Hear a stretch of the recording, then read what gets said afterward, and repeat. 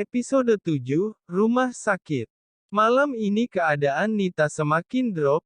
Melissa sudah membujuknya untuk ke rumah sakit tetapi Nita bersikeras untuk di rumah saja. Bu, ayo kita ke rumah sakit, ujar Melissa lirih sambil membelai lembut tangan ibunya. Iya bu, panas badan ibu sudah tinggi banget ini, sambung Dika sembari mengeluarkan termometer dari balik baju. Nita, nggak usah nak, ibu udah mendingan kok. Dika, kak, Dika mau pergi beli obat ibu dulu ya. Petik 2. Melissa, kamu ada uangnya dek. Ada kak, kakak jaga ibu bentar ya. Dika segera bergegas keluar kamar. Melissa meneteskan air mata saat mengamati tubuh ibunya yang terbaring tak berdaya. Maafin Melissa ya bu, Fanny belum bisa merawat ibu, bahagiain ibu, batin Melissa. Ia menggenggam tangan ibunya ambil terus meneteskan air mata. Nak, ibu lapar, rintih Nita sambil meringis menahan sakit. Iya bu, sebentar ya Melissa ambilkan. Melissa segera keluar dari kamar menuju dapur, raut wajahnya kini sedikit tenang saat melihat ibunya sudah mau makan. Dika yang baru saja pulang dari apotek terkejut saat melihat ibunya kejang-kejang di tempat tidur, ia panik bukan kepalang sambil berteriak memanggil Melissa. Kak, teriaknya dari kamar depan. Mendengar teriakan Dika, Melissa dan kedua adiknya yang sedang belajar pun segera berlarian menuju kamar, ibu. Teriak Melissa tak kalah paniknya dari Dika. Melissa segera mengambil ponselnya dan ia menelpon ambulans dari rumah sakit terdekat, sementara Dika terlihat sedang mengompres kepala Nita, ia berusaha sebisanya untuk menurunkan panas tubuh ibunya sambil menunggu ambulans tiba. Huhuhu, kak, ibu kenapa kak? Ayu menangis ketakutan sambil memeluk Nurul, adek jangan nangis ya, ibu nggak kenapa-kenapa kok. Ucap Nurul menenangkan Ayu sambil menahan air mata, ia juga sebenarnya sangat ketakutan melihat ibunya seperti itu, namun ia harus tetap terlihat tenang agar adik dan kakak-kakaknya tidak semakin panik. 10 menit kemudian, ambulans tiba, perawat dan juga supir segera masuk ke rumah Melissa, lalu mereka segera mengangkat tubuh Nita yang masih kejang. Dika, Nurul dan Ayu menangis sejadi-jadinya, mereka juga ikut ke rumah sakit untuk menemani ibunya. Kamu jaga adik-adik ya, kakak nanti menyusul, pinta Melissa sambil menangis terisak, lalu segera berlari meninggalkan mereka. Belum sempat Dika bertanya kakaknya mau kemana, mobil sudah membunyikan sirinenya dan siap untuk berangkat. Di tengah keramaian kota, Melissa berlari sekuat tenaga sambil menangis sejadi-jadinya, ia bahkan tak menyadari kalau dirinya tidak memakai alas kaki, sekarang ia hanya memikirkan untuk mencari Farhat, karena dialah satu-satunya orang yang bisa membantunya saat ini.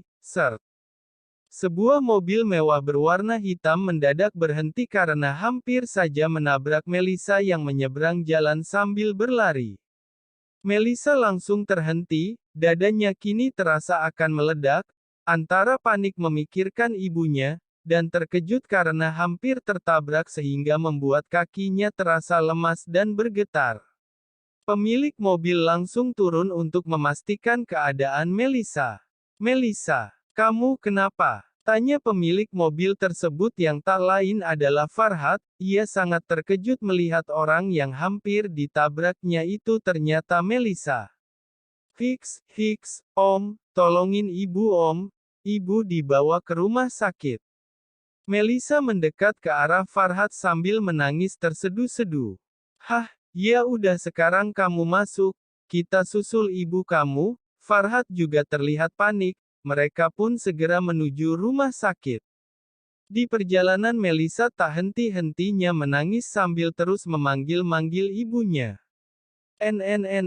Walinya Ibu Nita.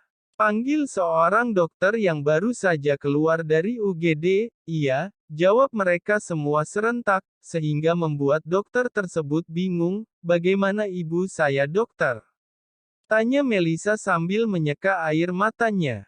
Kondisi Ibu Nita sudah stabil, namun masih membutuhkan istirahat total sedikitnya 2 hari, jadi saya sarankan Ibu Nita dirawat dulu di sini agar proses pemulihan bisa berjalan cepat. Melisa terdiam saat mendengar penuturan dokter yang menyarankan untuk rawat inap. Tolong lakukan yang terbaik buat ibu kami dokter, tegas Farhat menyahut. Baiklah Pak, mohon tunggu 30 menit lagi, agar Ibu Nita benar-benar stabil, baru akan kami pindahkan ke ruangan rawat inap, ujar dokter itu, lalu ia beranjak dari sana. Melisa dan adik-adiknya mulai bernafas lega, mereka saling berpelukan dan saling menyemangati satu sama lain. Kekompakan mereka membuat Farhat terharu hingga tak disadarinya ia meneteskan air mata. Sesyah, rintih Melisa kesakitan saat berjalan ke arah kursi, sepertinya ia baru menyadari kalau kakinya lecet dan beberapa titik mengeluarkan darah karena terkelupas, mungkin karena ia berlari tanpa alas kaki tadi. Farhat yang melihat Melisa berjalan terlatih langsung menghampirinya. Ayo kita obati, ucap Farhat, kakak kenapa? Imbu adik-adiknya, nggak usah om, cuma luka kecil doang. Kakak nggak apa-apa kok, kalian nggak usah khawatir. Melisa menahan rasa sakit dan perih di kakinya, ia tidak ingin tambah merepotkan mereka lagi. Nanti infeksi kalau tidak diobati, Farhat menatap Melisa dengan sangat lembut, benar kata Om Farhat kak, mendingan cepat diobati, sahut Dika, ia tidak ingin kakaknya kenapa-kenapa, nggak usahlah dek, kakak nggak apa-apa kok beneran. Melihat Melisa menolak diobati, Farhat mengambil tindakan, tanpa basa-basi ia menggendong tubuh mungil Melisa lalu membawanya ke ruangan lain untuk mendapatkan pengobatan. Om, kita mau kemana? Tanya Melisa gelagapan, karena ia tak menyangka kalau Farhat bakal melakukan hal itu. Ngobatin kaki kamu, jawab Farhat enteng, turunin Melisa om. Melisa bisa jalan sendiri. Ia terlihat risih diperlakukan seperti itu, sudah diam, makanya kamu jangan bandel kalau om bilangin.